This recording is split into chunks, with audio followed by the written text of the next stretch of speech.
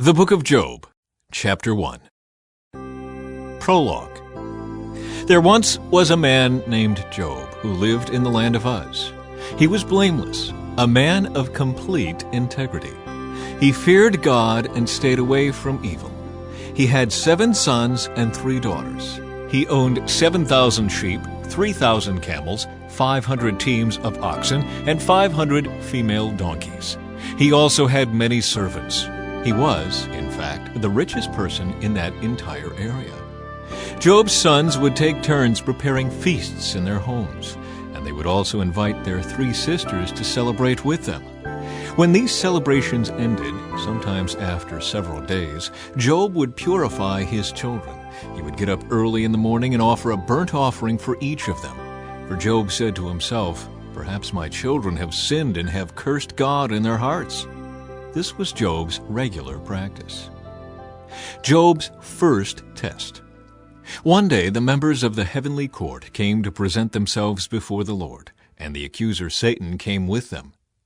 "Where have you come from?" the Lord asked Satan. Satan answered the Lord, "I have been patrolling the earth, watching everything that's going on." Then the Lord asked Satan, "Have you noticed my servant Job? He is the finest man in all the earth. He is blameless, a man of complete integrity. He fears God and stays away from evil."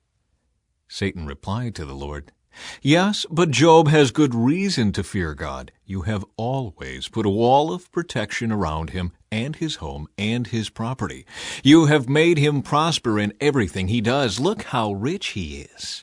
But reach out and take away everything he has, and he will surely curse you to your face." "All right, you may test him," the Lord said to Satan.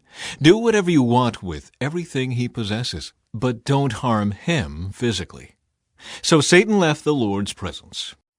One day when Job's sons and daughters were feasting at the oldest brother's house, a messenger arrived at Job's home with this news.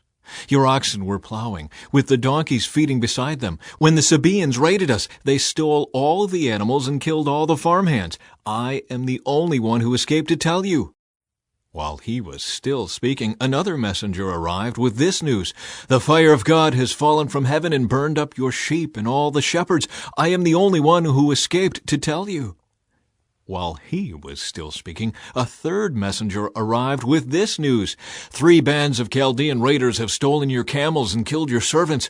I am the only one who escaped to tell you." While he was still speaking, another messenger arrived with this news. "Your sons and daughters were feasting in their oldest brother's home. Suddenly a powerful wind swept in from the wilderness and hit the house on all sides.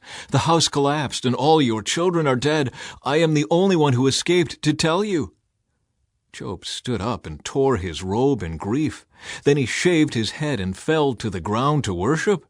He said, "I came naked from my mother's womb, and I will be naked when I leave. The Lord gave me what I had, and the Lord has taken it away.